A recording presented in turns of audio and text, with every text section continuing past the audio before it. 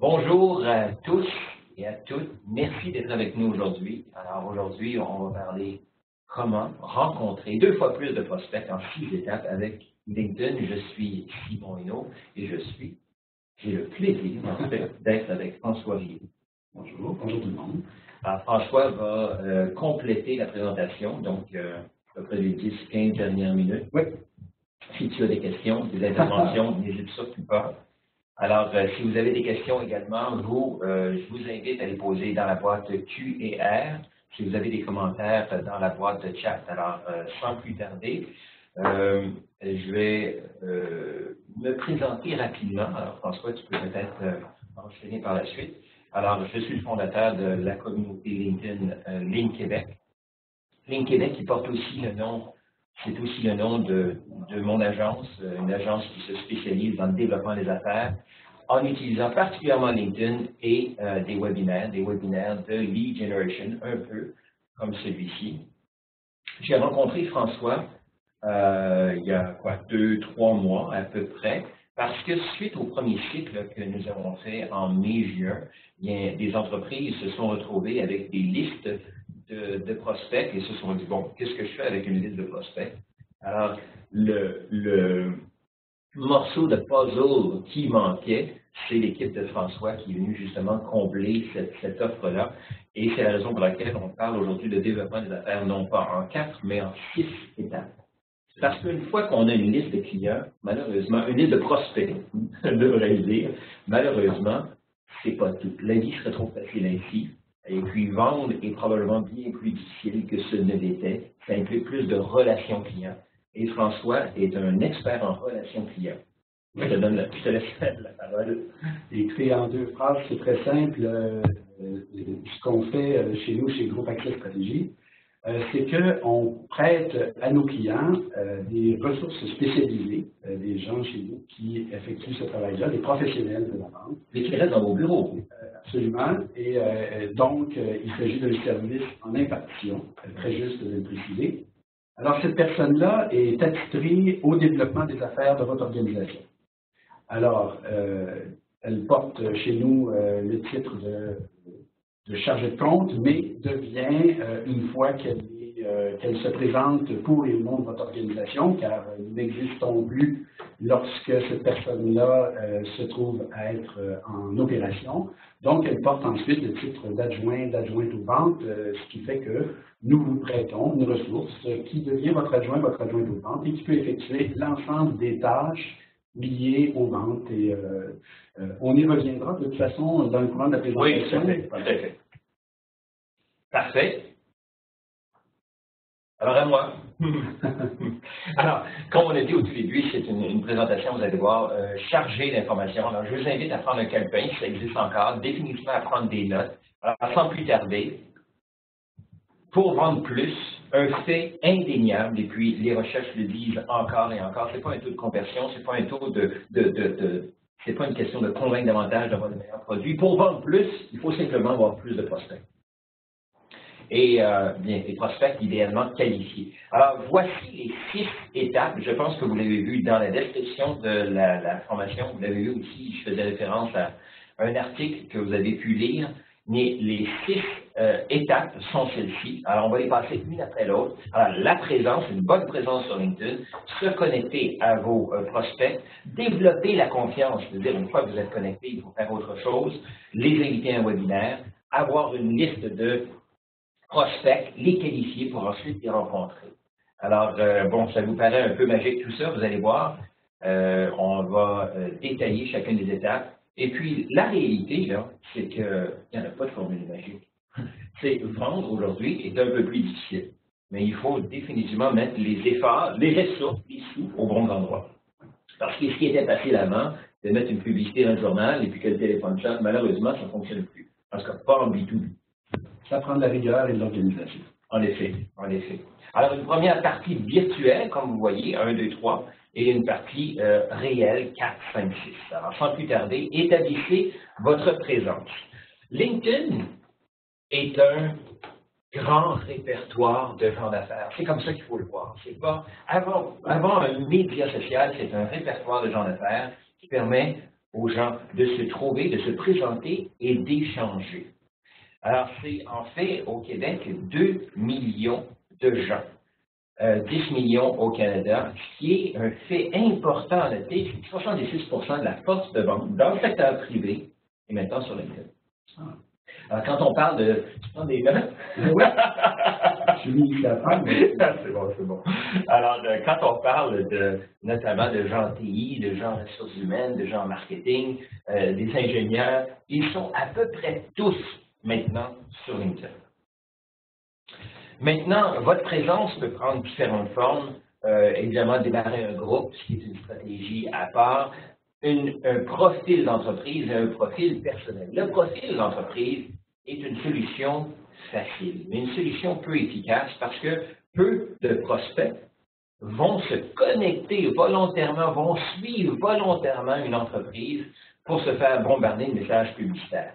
Alors, à moins d'avoir une entreprise aussi prolifique qui offre du contenu aussi nombreux et de qualité qu'IBM, qui est suivi par pratiquement 2 millions de personnes, c'est peine perdue. Je ne connais aucune entreprise québécoise qui a du succès en matière de développement des affaires avec un profil d'entreprise. Deuxième raison, c'est que la seule façon de communiquer avec les gens qui nous suivent sont par des mises à jour de statut. Alors, posez-vous la question, êtes-vous allé voir votre page d'accueil ce matin? Avez-vous vu les mises à jour de statut? Si oui, elles défilent très, très vite. Alors, c'est une façon de communiquer qui n'est pas très efficace. À l'inverse, si vous avez un profil personnel, ce qui est obligatoire quand vous démarrez votre compte, il s'agit d'un profil personnel, mais si votre entreprise communique avec les profils personnels de vos employés, alors là, c'est bien différent. Chacun développe son réseau respectif et peut échanger, oui, mise à jour de statut, mais également avec des courriels. Donc, c'est exigeant, mais la seule façon de développer vos affaires par le biais de LinkedIn est par, justement, vos ou votre profil personnel. Alors, voici les principales sections. Définitivement, plus les sections sont remplies et interpellantes pour vos clients et prospects, plus vous allez avoir de succès. Alors, vous avez un exemple ici en termes de construction de la section résumé qui est juste en dessous de la boîte grise, laquelle peut comporter 2000 caractères. Alors, je vous invite à faire ça sur Word, à bien réfléchir. Alors, oubliez d'abord votre CV. Oubliez que vous faites telle action, vous avez telle action, telle responsabilité au sein de votre entreprise, que vous avez étudié à tel endroit, voici vos objectifs de carrière. Là, on s'adresse à vos clients et prospects. On est sur LinkedIn pour développer vos affaires. Alors, vous avez une structure que je vous propose, qui est tout à fait subjective, mais qui est beaucoup plus marketing, vendeuse, qu'avoir un CV qui parle de votre cheminement de carrière personnelle. Alors, comme tout bon pitch de vente, bien évidemment, ça va se terminer par ce qu'on appelle des appels à l'action, des call to action. Alors, une autre possibilité également, vous avez vu, ce ne sont que des phrases, des paragraphes. Alors, LinkedIn vous permet maintenant d'ajouter de l'audiovisuel, alors qu'il s'agisse d'images, de vidéos. Alors, si vous avez de tels contenus qui parlent davantage, qui interpellent davantage, je vous invite à les intégrer également. Quand on parle de services conseils, c'est peut-être plus difficile, mais quand on vend des produits et des services, c'est alors très facile. Deuxième façon, donc on a vu la première étant de peaufiner votre présence. La deuxième, c'est de vous connecter à vos prospects. Tout va bien jusqu'à présent? Tu apprends? Oui, d'accord. Si vous avez des commentaires, n'hésitez pas. Alors, oui, les visuels vont être disponibles. En effet, Nathan, l'enregistrement et la PPT vont vous être transmises demain matin. Alors, ceci dit, pour trouver et vous connecter, 5 façons. Alors, comme vous savez, j'offre des formations, que ce soit des e-formations ou des formations d'entreprise, alors durant lesquelles on voit les 5 façons, mais je vous parle de la façon C et la façon E, plus particulièrement aujourd'hui, parce que ce sont, à mon avis, les stratégies les plus efficaces. La première, par leur poste. Certaines entreprises vendent précisément à des CFO, des VP finances, des directeurs de finances. Alors, dans de telles circonstances, l'intitulé devient un critère de recherche excessivement utile. Alors, j'ai fait, il y a maintenant plusieurs années, je crois, une recherche avec 10 présidents et j'avais 85 000 résultats. Probablement qu'il y en a 150 000 aujourd'hui. Alors, quand on sait qu'avec un compte gratuit, on peut lire que les 100 premiers, c'est essentiel d'affiner vos recherches. Et vous avez une bonne façon ici d'affiner vos recherches. Alors, ce sont des trucs que j'enseigne. Alors, je vous les offre de grâce. Utilisez tous ces trucs-là à bon escient. Vous allez voir, c'est réellement très, très puissant. Donc, on parlait de CFO, de VP Finance tout à l'heure. Vous avez des exemples ici. Et notez que LinkedIn est aussi belle que Google, les deux étant très intelligents. Mais quand on cherche un avocat et on met un S avocat, évidemment, les gens qui ont dit avocat sans S, vous ne pourrez pas les trouver. D'où l'importance de dire possiblement avocat or avocat avec un S. Cinquième façon, la façon E de trouver vos prospects parmi vos contacts. Ça, de toute pièce, parce que c'est essentiel. 84% of B2B decision makers begin their buying process with a referral, which means in 2014, 15, 16, you'll make or miss your numbers based on the quality of the team or of your team's LinkedIn connection, not just on the quantity. Alors, ces informations-là se retrouvent dans le document qui est juste en bas. Vous avez la source et vous avez le lien pour pouvoir le télécharger. Je l'ai mis sur le compte Dropbox ou Box de LinkedIn. Alors, ceci dit, un autre exergue du document. Il y a trois façons principales de faire de la vente, ce qu'on appelle en anglais social selling, donc d'utiliser les réseaux sociaux, d'utiliser surtout les contacts de nos contacts. C'est ça qui fait une grosse différence. Donc, trois principales étapes pour la vente sociale. Un, c'est the first step is creating world-class LinkedIn profiles, ce qu'on vient de voir dans la session précédente, dans la section précédente. The second is increasing the reach of your sales force. Alors, allez chercher le plus de clients, de prospects, de partenaires potentiels. Et ensuite, the third is generating referrals among buyers. Alors, les gens qui sont satisfaits de vos services, les partenaires qui sont satisfaits de vos services, bien aller justement chercher dans leur réseau respectif. D'autres faits pas fort intéressants qui proviennent également de cette étude-là. 80% of calls with a referral lead to a meeting. Vous savez, les références fonctionnent. Certains bureaux d'avocats me disent on a développé 80% de notre clientèle a été développée par le biais de références. C'est ça aujourd'hui. On a de moins en moins confiance aux messages corporatifs, alors on suit de plus en plus aux références, aux recommandations. Alors, un autre fait, probability of getting an appointment. Alors, si on n'a pas de contact personnel, 5%, et si on a une connexion personnelle, de 21%. Et dernier exergue provenant de cette recherche-là, ce qui a basé aussi le titre de notre formation, c'est quand on utilise le social selling, quand on utilise des outils comme LinkedIn, quand on est introduit par des personnes interposées, idéalement, qui ont confiance aux deux parties, bien, on a beaucoup plus de rencontres personnelles. Les statistiques provenant de cette étude mentionnent 81% de plus de rencontres à chaque semaine. Et il faut se rappeler d'un fait, c'est que vos clients peuvent très bien vous recommander, mais bien souvent, les recommandations proviendront de partenaires. Alors, ce que je fais durant les formations, c'est qu'on identifie pour chacune des entreprises, chacun des représentants, qui, parmi vos partenaires et possiblement clients, pourraient vous référer. On identifie les noms des gens et on va dans leur réseau respectif pour trouver des cibles. Alors, on peut le faire de façon anonyme, donc non ciblée, c'est-à-dire faire des recherches, notamment avec des mots-clés, notamment avec des intitulés de poste, et limiter les résultats au deuxième niveau, comme vous le voyez à l'écran. Mais vous pouvez très bien aussi le faire dans des réseaux très précis, donc en l'occurrence, les partenaires qu'on aura identifiés. Alors, une fonctionnalité très, très utile dans LinkedIn.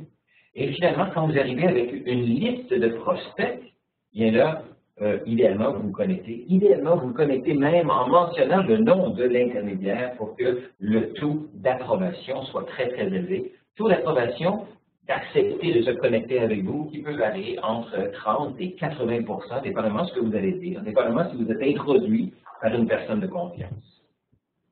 Alors, vous êtes maintenant connecté à vos prospects. Troisième étape, donc développer la confiance. Les statistiques sont explicites à ce sujet-là. What impact does online content have on vendor selection? Alors, ce sont les acheteurs qui ont répondu et ils se sont dit à 87%, soit major ou moderate, ils ont le contenu qu'ils reçoivent justement de fournisseurs influence leur processus d'achat définitivement. Parce que on parle de visibilité, on parle de crédibilité accrue.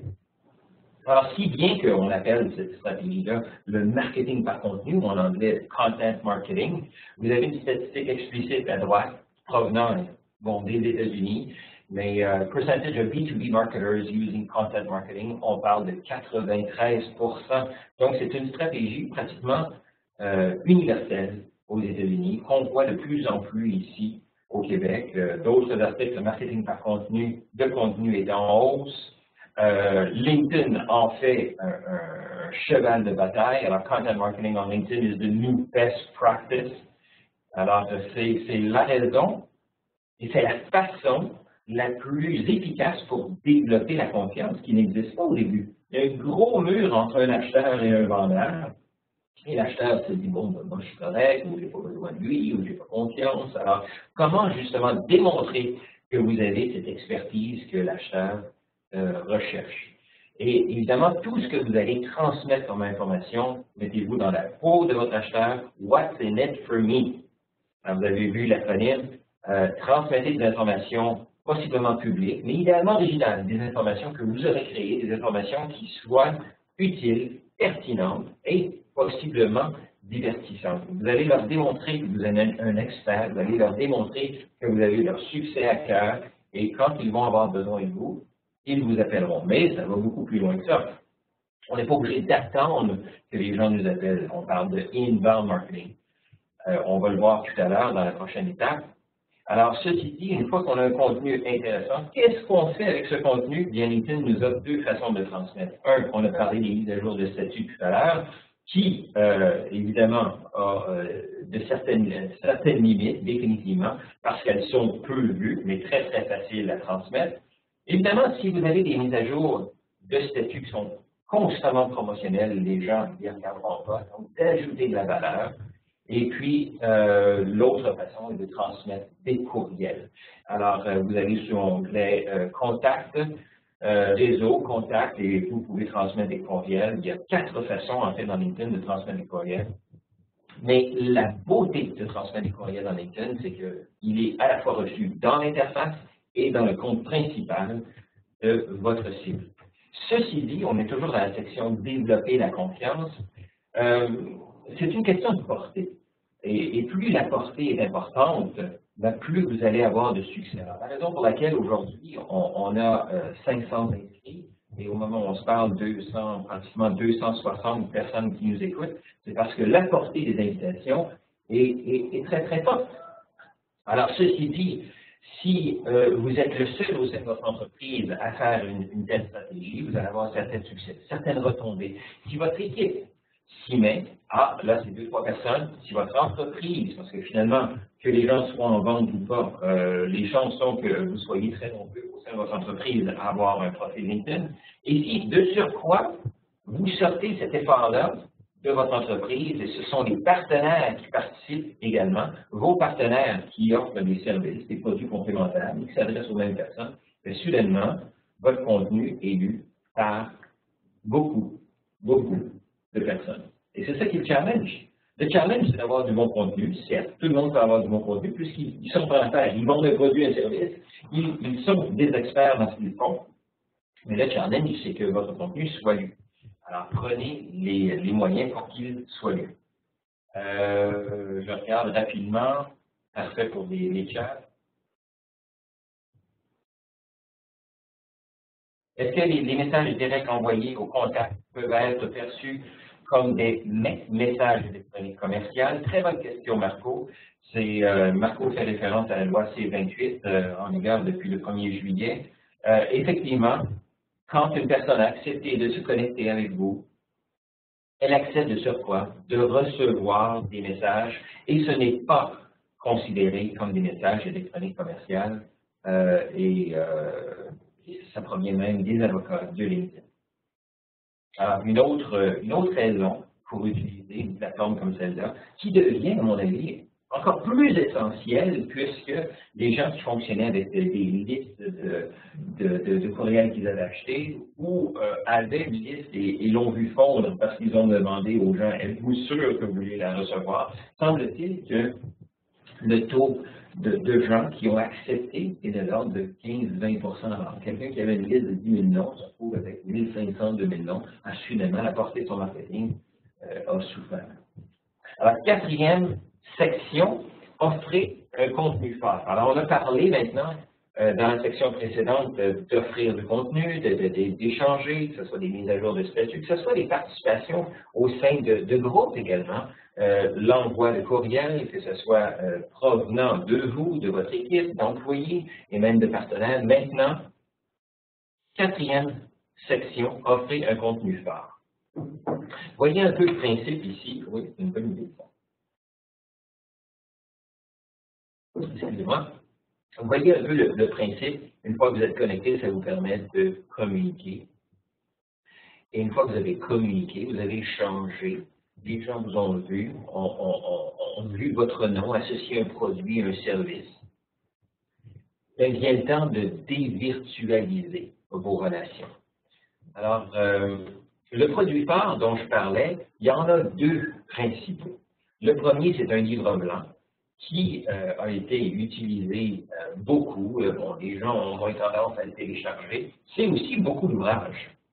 Écrire un livre blanc d'une vingtaine de pages, images, photocopier, tout ça, là, ça représente pas mal d'ouvrages. Alors que faire ce qu'on fait, précisément ce qu'on fait, que ce soit avec Webex, Adobe Connect, GoToMeeting, il y a des vingtaines, des dizaines de plateformes potentielles, mais d'offrir un webinaire qui ajoute réellement de la valeur, et là, force les gens à devoir s'inscrire.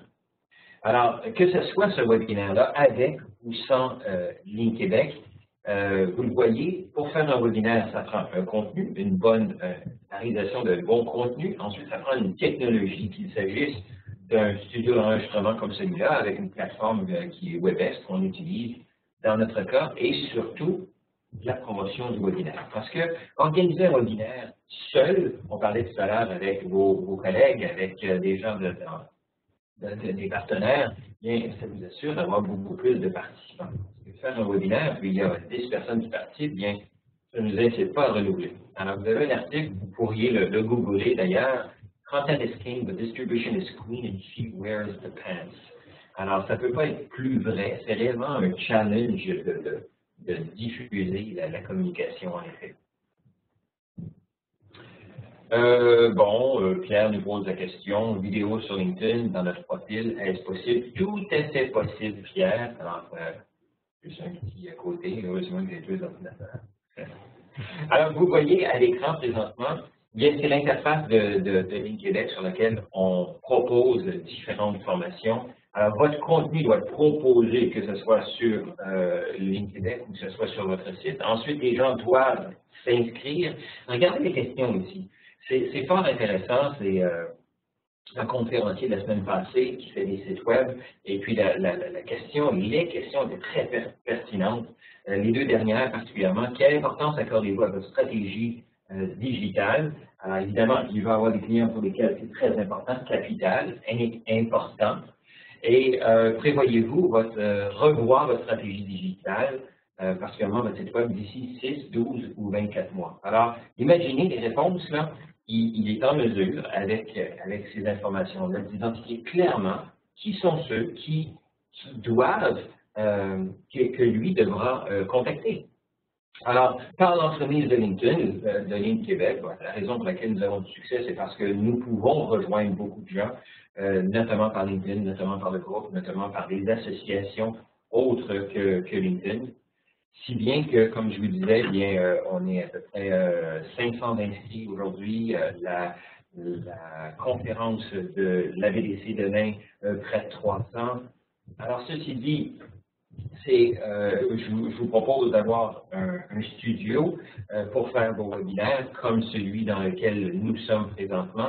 D'ailleurs, on est dans les bureaux de Fibre Noire, spécialiste en connectivité, ce qui fait que la connexion Internet est excellente. Alors, pour revenir avec l'exemple de Benoît de la semaine passée, vous avez un peu le processus ici. 270 inscrits provenant uniquement de LinkedIn.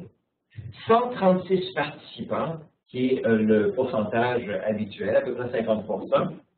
Et ensuite, 40 entreprises intéressées à ces services et intéressantes pour le conférencier. Alors, une excellente façon d'aller chercher des prospects ainsi. Alors là, le conférencier est arrivé avec une liste de prospects. Qu'est-ce qu'on fait, François, avec cette liste-là? Merci beaucoup, Simon. D'ailleurs, tout d'abord, j'ai beaucoup appris au cours de ta présentation. Oui. Oups. J'ai touché quelque chose sur la grosse touche. On va voir. On va voir ça. On va voir. Vous pouvez continuer si tu veux bien. Mettez les vidéos, le son.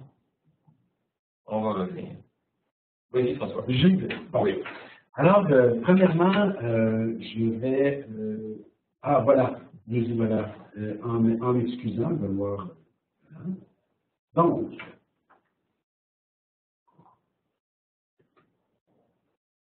allez, ça donner cette transition. Alors, quand on pense à son... Je vais me permettre une courte introduction, elle ne sera pas longue, et ça va nous faire réfléchir dans la suite de la présentation, parce que on pense souvent à son marché cible en ayant tendance à imaginer son client potentiel au point A, à un certain point A, et on se dit que de manière à ce qu'il fasse affaire avec nous, il faudrait l'aider à cheminer vers le point B. Okay? Alors, en prenant pour acquis qu'on connaît le point A, on se construit un scénario qui fait passer du point A au point B, puis souvent tout est basé en fonction d'un point A unique. La stratégie de vente, l'argumentation au téléphone, la présentation de vente.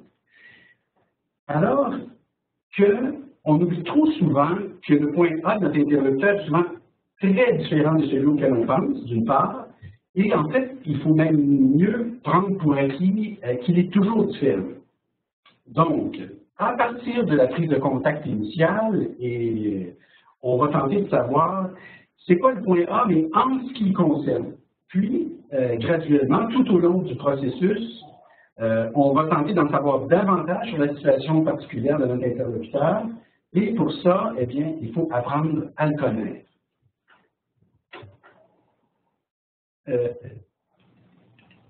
Il y a ce que, voilà. Le travail de qualification, en réalité, c'est de tenter de connaître le chemin entre le point B. Bon, je pense que et voilà. Bon, voilà. Alors, ça va? Non, je ne sais pas trop. Qu'est-ce qui se passe? Quand j'avance, on y arrive. Bon. Alors, on est rendu. OK, regarde, je pense que je vais te laisser avancer dans les étapes. Ça va être mieux. Voilà. Donc, les voici dans toute leur splendeur. Ah, mon Dieu! Qu'est-ce qui arrive, François? Je ne sais pas. OK, je te laisse aller. Continue. Est-ce que ça fonctionne? Ça fonctionne. Je fais ici. On y arrive. On y arrive. On l'a vu ça tantôt. On avance. Pardonnez-moi. Voilà. On va commencer ici. On va être à l'aise. Ce sont évidemment les étapes du démarchage commercial dans toute leur splendeur, même si c'est effrontément résumé. Alors, le chemin, c'est quand tout va bien, hein, et puis quand il n'y a aucun imprévu, il y a 7 étapes. Premièrement, une qualification sommaire, c'est-à-dire une prise de contact, le gros point A, et au cours duquel on effectue une qualification sommaire, un premier envoi d'informations, souvent par courriel, une première relance avec la prise de rendez-vous initiale, la rencontre initiale elle-même, qui est une qualification en profondeur, et, bien entendu, on va passer un peu de temps là-dessus, le suivi, le nurturing, suivi d'une deuxième prise de rendez-vous pour la rencontre de vente, et bien entendu, la rencontre de vente proprement dite, la fermeture de la vente. On va revenir sur chacune de ces étapes-là, une par une. Donc, si on continue, comme on l'a dit, il y a différents trajets entre le point A et le point B, puis ce qu'il faut parvenir à faire, c'est renverser la tendance naturelle qui, évidemment, consiste à parler de nous. En fait, il faut le plus rapidement possible parler de la situation du décideur lorsqu'on prend contact avec lui. Alors, il y a deux choses à découvrir qui sont essentielles dans la suite des choses. Premièrement, il faut bien évaluer ses besoins en posant des questions qualifiantes. Là, il ne faut pas, lors de la prise de contact initial, il ne faut pas avoir peur de mettre le doigt où ça va mal, où ça fait mal. Et puis, de laisser parler votre interlocuteur. Par exemple, je dirais, vous-même, êtes-vous pris actuellement avec une masse phénoménale de documents dans tous les formats que vous avez pu à gérer de façon sécuritaire? Ou bien, vous-même, utilisez-vous le réseau LinkedIn à son plein potentiel dans le développement de vos affaires? Donc, on n'a rien à perdre à être aussi précis et le pire qui peut arriver, c'est qu'ils ne se sentent pas concernés par la question qualifiante qu'on lui pose, auquel cas, il n'y a pas le client potentiel pour vous, mais il y a fort à parier qu'en mettant le doigt sur le problème qu'il vit, il va d'un coup présumer que vous possédez la solution. L'autre point qui est très important, c'est qu'il faut vite connaître sa position dans son cycle d'achat. On pense souvent que c'est indélicat de poser des questions à ce sujet-là, mais ce n'est pas le cas. On peut très bien demander, bon, si vous me permettez, êtes-vous déjà avancé dans votre recherche de solutions ou si vous commencez simplement à y penser? Ce qui fait que ces deux points-là, ce sont les deux ingrédients principaux qui vont nous permettre de déterminer s'il s'agit ou non d'une opportunité d'affaires. Donc, si on revient à la prise de contact, vous savez, en 93, quand j'ai commencé dans le domaine, on faisait ce qu'on appelait de la prise de rendez-vous. 93? Ça commence à faire 21 ans. Et vous faisiez ça, exactement, oui, la prise de rendez-vous, puis dans le temps, ça s'appelait du télémarketing, maintenant, c'est complètement différent. Ah oui, c'est exactement.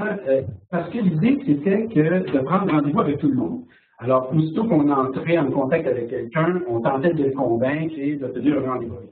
Évidemment, peu importe s'il était qualifié ou pas. C'est ça. Bien entendu, c'est fini ce temps-là. Maintenant, j'ai même des clients qui me disent, votre travail à vous, finalement, c'est de me prendre le moins de rendez-vous possible. Parce qu'imaginez qu'il y en a un qui partent de Montréal et puis faisons les choses au pire et qui se rendent en Californie, ça va besoin d'être aussi loin. Et comprenez-vous que la dernière chose qu'ils veulent, c'est que de se faire dire au bout de 20 minutes, merci d'être venu nous rencontrer.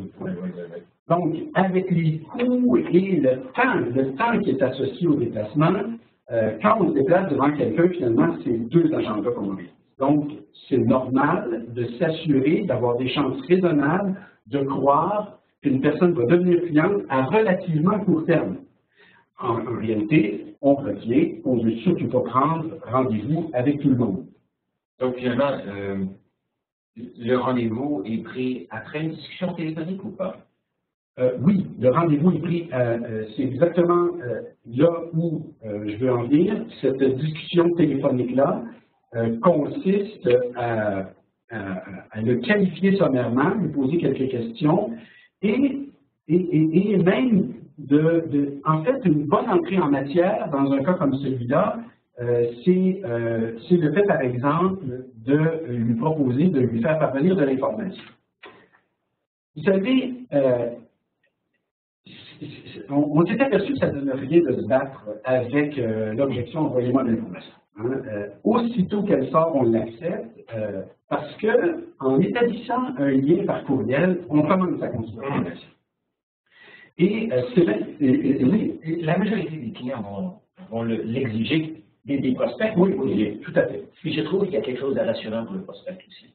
C'est pas nécessairement, ça n'ajoute pas nécessairement de la valeur, mais le prospect demandant du contenu, comme ceci bien dit, il faut lui envoyer quelque chose. Exactement. Alors, c'est à préparer avant l'appel. Il faut se résoudre au fait que le démarchage commercial est une série d'étapes, tu le mentionnais tantôt, jusqu'à 6 ou 8 étapes, très souvent de contact avant de conclure une vente. Donc, allons-y, servons-nous de cette acceptation-là. C'est même excellent de le proposer, même qu'on peut très bien dire, la raison pour laquelle je vous appelle, c'est de vous proposer de visiter notre site web, c'est de proposer d'examiner un document que je souhaite vous faire parvenir.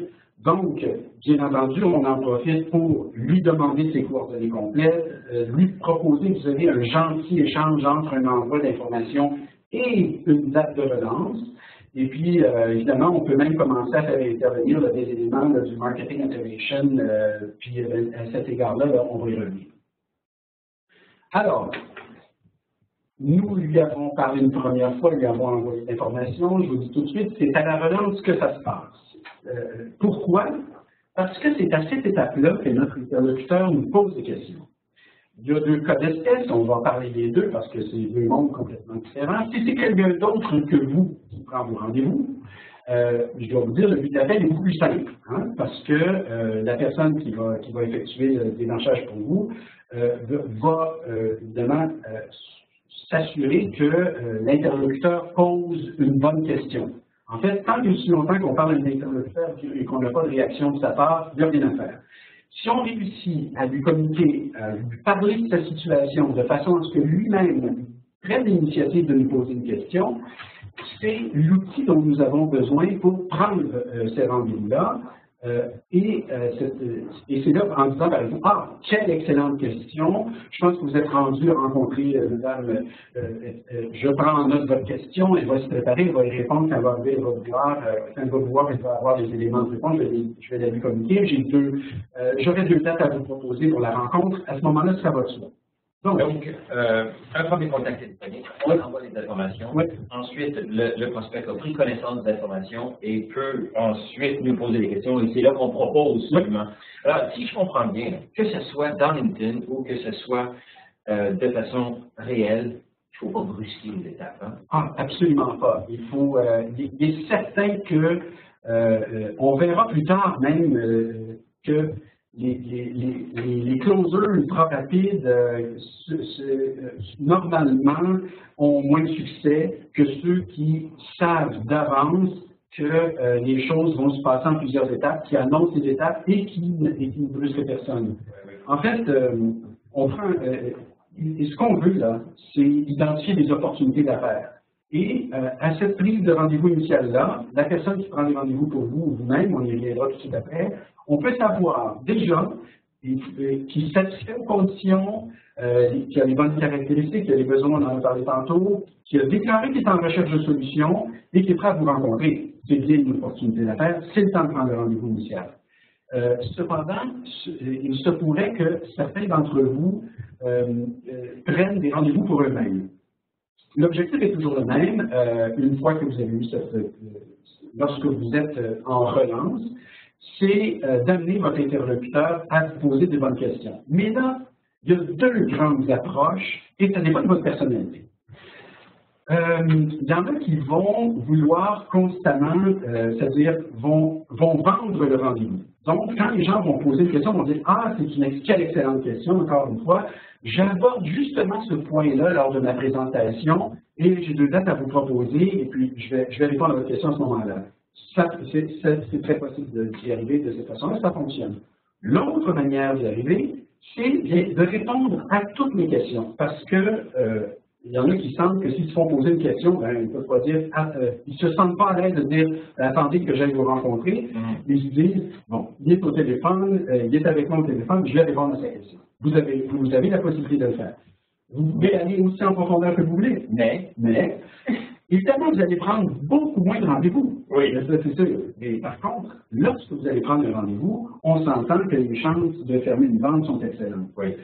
Je vais vous dire, ça dépend de l'importance pour vous d'avoir une rencontre à un stade préliminaire votre faculté à pouvoir répondre et faire avancer votre client potentiel sans le rencontrer, mais bien seulement au téléphone ou avec des outils électroniques. Oui, ça peut être une conférence WebEx, par exemple. Tout à fait, exactement. Ou là, c'est plus qu'une voix. Le prospect voit le fournisseur potentiel et puis il peut voir ses traits, ses réactions, etc. C'est ça. C'est pour ça que d'entrée de jeu, je vous disais, ça dépend de la personnalité de chacun. D'accord? Et les deux fonctionnent aussi bien si elles vous correspondent bien. Alors, nous entamons la prochaine étape, qui est évidemment la rencontre initiale. Bon. Moi, je ne suis pas formateur en vente, je laisse ça à mes partenaires comme Celsius Solutions Vente, mais je ne peux pas faire autrement qu'observer le comportement des autres et c'est souvent alarmant. Permettez-moi de vous parler de cette étape-là en commençant par une petite anecdote qui est vécue 100 fois par jour et, mettons, ça se passe à la sortie d'une rencontre de vente. Alors, vous avez le vendeur, bien entendu, qui sort de la rencontre, qui dit « Wow, ça s'est super bien passé, j'ai pu lui dire tout ce que je voulais lui dire, c'est exactement ce qu'on fait, ça correspond exactement à ses besoins, il va acheter, c'est certain. » Et une fois qu'il a fermé la porte, bien entendu, l'acheteur derrière dit, avant qu'il mette les pieds dans mon bureau, ça dit, il va faire beau, j'ai pas pu placer un mot, il n'a aucune idée de mes besoins. Alors, c'est un peu cette caricature-là qui représente les rencontres de vente où les gens parlent énormément et n'écoutent presque pas. Là, les gens, je les appelle les closers, enlevez-vous de la tête que vous allez signer un contrat au premier rendez-vous. C'est rare que ça arrive au rendez-vous initial, à moins que vous ayez à vendre des produits, des services extrêmement bien définis et sinon, aussitôt que c'est moindrement élaboré, je dirais même que ce n'est pas fait pour ça. Au mieux, lorsque vous allez sortir de la rencontre initiale, vous allez avoir convenu d'une deuxième rencontre de travail au cours de laquelle vous allez dire, bon, bien, parfait, on commence à signer le contrat à cette rencontre-là, c'est une formalité, je vais vous le préparer dans l'intervalle, etc. Et à la suite de quoi on continue le travail tout simplement. Donc, la règle d'or lors de la rencontre initiale, c'est, encore une fois, de poser des questions. Donc, la bonne structure, c'est de faire une courte présentation, après 5 minutes. Là, on n'arrive pas avec un PowerPoint d'une heure.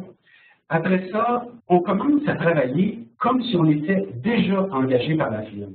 Qu'est-ce qu'on fait lorsqu'on commence à travailler avec un nouveau client? Bien, on lui pose des questions, on lui en pose 20, on lui en pose 50, on lui en pose 100, on lui en pose autant qu'il faut. Lui, votre interlocuteur, il s'y attend, il est prêt, je dirais même qu'il en veut.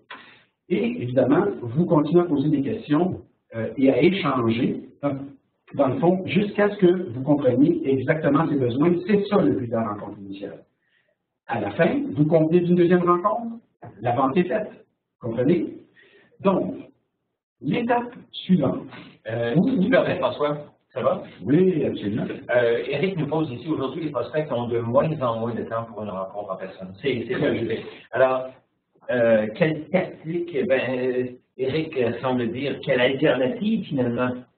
Mais, comme on disait au préalable, il faut s'y rendre, peu importe, il faut se rendre à la rencontre.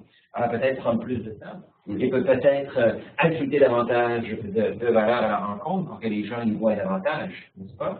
Oui. Je disais tantôt, la rencontre initiale de vente finalement, la rencontre est essentielle. Vous savez, il y a des fois des produits et des services qui ne nécessitent même pas de rencontre, ni pour la vente, ni pour la réalisation du mandat ou pour la vente du produit. À ce moment-là, la chose est plutôt rare. Si on parle d'une rencontre qui nécessite une présentation d'une offre de service en bonne et due forme, la rencontre initiale va servir à faire une évaluation des besoins, de façon à préparer la soumission qui va être présentée lors d'une seconde rencontre. Je comprends, mais Eric mentionne pour rencontrer ce prospect-là. Si les prospects n'ont pas le temps, justement, est-ce que, justement, des alternatives pourraient être des WebEx, puis plus de contenu, puis plus de white paper, puis des webinaires, jusqu'à ce que le prospect arrive à accepter. C'est très intéressant parce qu'on arrive justement au point qu'on a devant nous, parce que quoi faire, et puis si ça ne répond pas à votre question, vous nous reviendrez, mais quoi faire avec des clients potentiels qui ne sont pas encore mûrs pour faire affaire avec nous. D'accord? Alors, là, admettons que... Oui, je pense, François, tu mets le point sur quelque chose. Si quelqu'un ne veut pas rencontrer, par exemple, Eric, c'est parce qu'il est comme nous. C'est possible, exactement. Et on a accès à maintenant un outil qui est très intéressant, auquel tu as fait allusion tantôt dans ta présentation, qui est ce qu'on appelle le nurturing, qui est un terme de jardinage et qui veut dire finalement élever les plantes et s'en occuper jusqu'à ce qu'elles deviennent, jusqu'à ce qu'elles atteignent l'âge mûr. Donc, si vous rencontrez, s'il y a des clients potentiels qui ne sont pas encore mûrs, qu'est-ce qu'on fait? Bien, vous n'avez pas le choix de maintenir et de renforcer la relation d'affaires. Parce que sinon, qu'est-ce qu'ils vont faire? Bien, ils vont continuer à magasiner, ils vont se faire intercepter par un compétiteur, puis en plus, c'est vous qui avez celui de besoin, ils vont s'organiser à l'interne, ils vont complètement perdre de l'intérêt pour changer d'idée ou peu importe. Tu as mentionné toutes les alternatives, en effet. Je pense qu'il y en a d'autres, vous l'avez mentionné. Deux faits à noter qui sont, à mon avis, bien essentiels que les gens saisissent, c'est que 70% du processus d'achat est fait avant de contacter quelqu'un. Alors, il faut justement rentrer très tôt dans le processus. Alors, ce que tu viens de dire, à l'effet que tu l'as sensibilisé à un besoin, bien, la personne risque de s'éduquer sans que le fournisseur puisse intervenir davantage. Donc, d'où l'importance de faire du lead nurturing. Puis l'autre point qui est très important, on en parlait juste avant le webinaire, c'est que la vente aujourd'hui se conclut entre le 5e et le 12e contact. Oui. J'essaie ici d'avancer vers la étape suivante.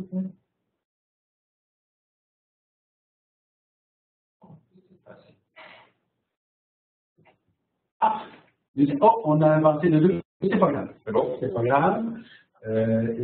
En fait, ce que je voulais pointer, c'est que justement, le suivi nurturing était, pour mettre de l'emphase sur justement ce que tu viens de mentionner, et pas seulement un point très défini dans le démarchage commercial, mais bien est un aspect qui peut être utilisé à toutes les étapes. Et pour revenir au cas d'Éric, on peut très bien avancer en nurturing sans nécessairement avoir besoin d'une rencontre tôt dans le processus. D'accord? En fait, on peut maintenant mesurer l'intérêt et l'engagement d'un visiteur en retraçant ceux qui ont cliqué sur un lien suite à un courriel que vous leur avez envoyé. Je sais pas si vous voyez l'intérêt et la puissance de cet outil-là. En fait, ça vous permet d'établir sa valeur potentielle, puis le terme n'est pas si technique que ça, mais il y a un pointage où certains vont l'appeler le scoring. Alors, si vous envoyez un courriel, il s'agit d'un lien vers votre site, le pointage va dépendre, premièrement, s'il va visiter le site, c'est quelle page il visite, combien de temps il reste sur chacune, ou quel type de document il va télécharger. Tous ces scénarios-là sont examinés. Et la beauté, c'est que ça crée un historique détaillé que vous pouvez retrouver directement dans votre CRM. Puis par la suite, le CRM génère lui-même différentes tâches à effectuer qui dépendent du pointage, qui dépendent du comportement de la personne qui aura cliqué sur le fameux lien en question. Ce que je viens de vous décrire, c'est ce que fait un de nos partenaires, Feedback 2.0, et justement, ce que ça prend, et on a les 3 éléments qui sont ici, c'est pour faire du nurturing, c'est des contenus intelligents, des outils de mesure pour effectuer le pointage, et évidemment, un bon CRM. On peut maintenant tout mesurer et établir la valeur de vos clients potentiels, et qu'est-ce qu'on n'a pas mentionné? Mettons qu'il s'inscrit un bulletin, puis effectivement, il faut faire attention à la loi C28, C28. Et puis, par exemple, si quelqu'un, suite à un envoi que vous faites, s'inscrit dans votre réseau d'affaires comme LinkedIn, donc vous pouvez le savoir, ça peut être intégré au CRM, s'il accepte de participer à une conférence. Les possibilités sont nombreuses. Exactement. Là, on parle d'une bébite, d'une machine qui est un peu plus complexe. Hein? On sait réellement un niveau supérieur en termes de marketing automation. Peu d'entreprises sont rendues là. Ceci dit, on n'est pas obligé d'avoir des outils aussi complexes, un CRM très simple pour prendre nos contacts LinkedIn et puis faire le suivi jusqu'à temps justement qu'on puisse rencontrer les gens. Et comme tu dis, François, une fois qu'ils sont rencontrés, ça finit pas là. Non, hein? Il faut continuer à faire du lead nurturing. Exactement. Disons que là, si on avance et puis on va retracer. Voilà. Alors, on est rendu finalement, par exemple, soit suite à la première rencontre, lorsque certaines conditions se réalisent, ou lorsque, grâce au nurturing, vous avez identifié qu'un client potentiel était mûr pour une rencontre, etc. Normalement, suite à la rencontre initiale, les suivis se font tout simplement par courriel. Hein. On n'est pas obligé d'appeler tout le monde par téléphone tout le temps.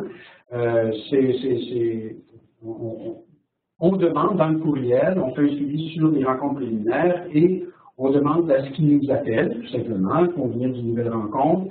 Si on n'a pas de réponse, bien entendu, là, on peut prendre le téléphone et entrer en contact, mais un suivi léger entre la rencontre initiale permet normalement de s'acheminer vers la rencontre de vente. Tout ce qu'il faut, en fait, c'est d'être bien organisé, très rigoureux. C'est très important qu'il n'y ait aucun contact qui tombe en deux chaises, surtout à cette étape cruciale-là. Donc, et bien sûr, une opportunité d'affaires, les relations au bon moment, etc. La gestion de CRM, comme on disait. Exactement. En termes de temps, est-ce qu'on est bon? Parce qu'on arrive à 1 heure. Oui, bon, parfait. Alors, en ce qui concerne la fermeture de la vente, les étapes de fermeture de vente, c'est quoi qu'il faut que tu me fasses? Voilà. Je vais laisser ça aux spécialistes de la vente. D'ailleurs, je me permets simplement de mentionner qu'il y a plusieurs excellents séminaires dans LinkedIn qui traitent de la vente et qui vont pouvoir, avec lesquels vous allez pouvoir avancer. Ça marche plus. Non, c'est bon ça. Allez. Donc, ce que je vais faire, en fait, on va avancer d'une dernière étape. Bon. Voilà, exactement. Tu me permets de prendre 2 petites minutes pour vous expliquer ce qu'on fait. Donc, premièrement, comme je vous disais, nous, on a des ressources spécialisées en développement des affaires. Avant de commencer, on élabore une stratégie de vente qui est personnalisée dans le but de vous aider là, à conquérir de nouveaux marchés, d'introduire de nouveaux produits, des nouveaux services. Et, bien entendu, on prend la peine d'identifier les clients les plus payants pour votre organisation. Et ça, c'est le Key Account Management. D'ailleurs, Rodolphe Meunier de Celsius vous en a parlé en juin, puis on va y revenir lors de ma présentation le 30 septembre. On a parlé de l'importance de se connecter via un CRM qu'on partage avec vous. Et là, bien entendu, commence la portion prise de contact, prise de rendez-vous. Et on fait rencontrer évidemment seulement des organisations avec lesquelles là, vous avez des chances réelles de conclure une vente. Parfait. Voilà. Super. C'est un très beau service. Alors, en somme, permettez-moi de résumer ce qu'on a vu aujourd'hui. Alors, on a vu les 6 étapes pour rencontrer 2 fois plus de personnes. Alors, je vais résumer rapidement. Après ça, on va prendre des questions. On en a plusieurs. De peaufiner votre présence, qui est tout à fait la base. Hein, on parle d'une petite annonce dans les pages jaunes. Les gens risquent de vous trouver. Quand vous allez être proactif, les gens vont aller voir votre petite annonce. Alors, ce n'est pas un CV, mais bien un discours de vente. Ensuite, vous cherchez, vous trouvez vos clients potentiels, vos partenaires également, vos partenaires naturels. Vous développez un peu de confiance, alors des échanges, des mises à jour de statut, du contenu, des courriels, des discussions dans des groupes. Une question a été posée à ce sujet-là. Ça ne nuit pas, c'est sûr. Surtout si le groupe est composé de clients potentiels, c'est certainement très utile. Ensuite, un contenu phare, tel un webinaire, tel un white paper. Et vous arrivez avec une liste de gens qui ont levé la main, qui ont dit « Je suis intéressé, je veux avoir plus d'informations ». Alors, comme François a mentionné, la cinquième étape, il s'agit de qualifier les personnes. Alors, les entreprises qui sont intéressées, certes, mais qui sont aussi intéressantes pour le fournisseur. Et ensuite, de faire du lead nurturing jusqu'à la rencontre. Et bien souvent, du lead nurturing après la rencontre, dépendamment du service, du produit que vous avez à vendre. Alors, j'espère que ça va vous aider grandement. Ça explique beaucoup le processus, qui est un processus tout à fait récent. Hein? Je dirais au Québec, là, l'utilisation proactive de LinkedIn, l'utilisation de webinaires, des marketing automation, ce sont des plateformes qui sont pas récentes, mais récemment utilisées, et de plus en plus, en tout cas. De plus en plus diversifiées et puis qui utilisent de plus en plus de techniques différentes et qui intègrent de plus en plus de techniques différentes. Et on sent que le cœur de tout ça, c'est le CRM. C'est-à-dire que les différents outils qu'ils développent se développent en fonction également de la courbe de développement des CRM eux-mêmes. Tout converge vers le CRM. Et tous les CRM évoluent en ce moment. D'ailleurs, d'une manière, depuis une couple d'années, d'une manière effarante, comme on n'avait pas vu depuis plusieurs années. On est dans une espèce de boom en ce moment de nouveaux outils extrêmement performants qui utilisent des technologies de pointe. Et c'est pour ça que maintenant, le nurturing est un outil tout à fait accessible, alors qu'il ne l'était pas il y a très peu de temps. Alors, ceci dit, un peu de sondage.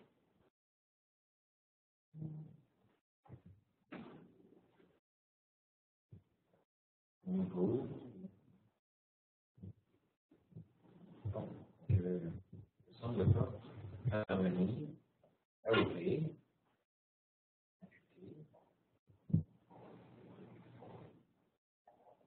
Alors, sans plus tarder, on va oublier le petit sondage. On aurait aimé ça savoir, évidemment, si c'était une stratégie qui semblait vous plaire, qui était à considérer, à oublier. Alors, je ne vois pas le petit bouton. Alors, ceci dit, on va poursuivre. Tiens, peut-être que je vais voir là. Ah, oui, je le vois ici. Tiens. Alors, je vous invite à répondre. Pendant ce temps-là, si vous voulez bien, je vais répondre aux questions, si vous en avez.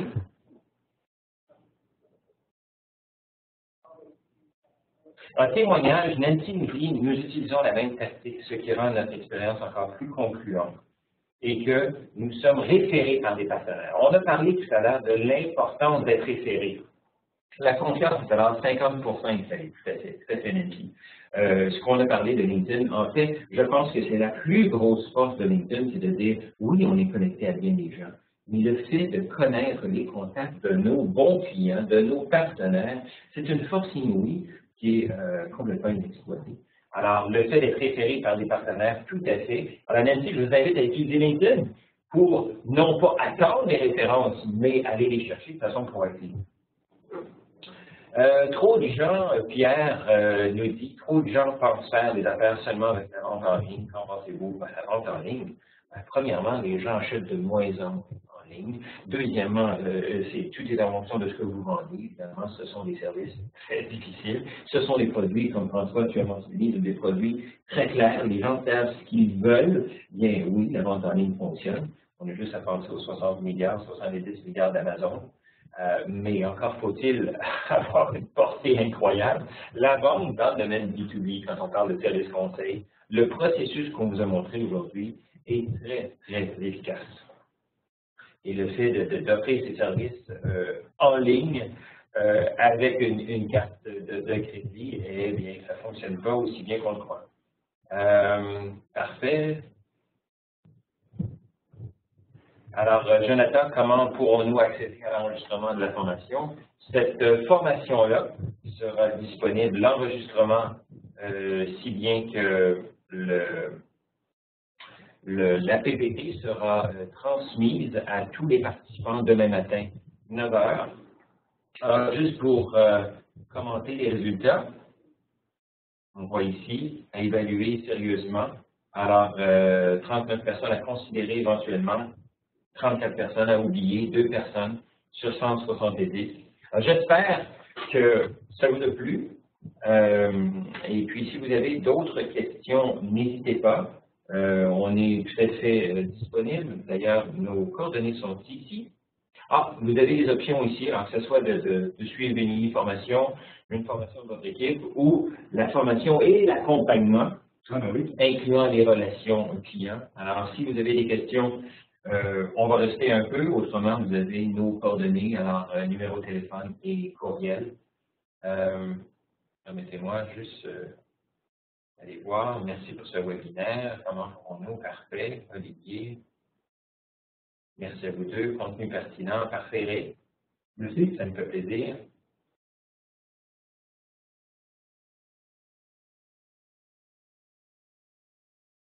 Très intéressante, la première partie. Merci pour votre générosité. Voyons, Martin, la deuxième partie. Alors, est-ce qu'il y a des questions, des réponses? Alors, s'il n'y en a pas d'autres, merci pour vos commentaires encourageants. Well done. Wow.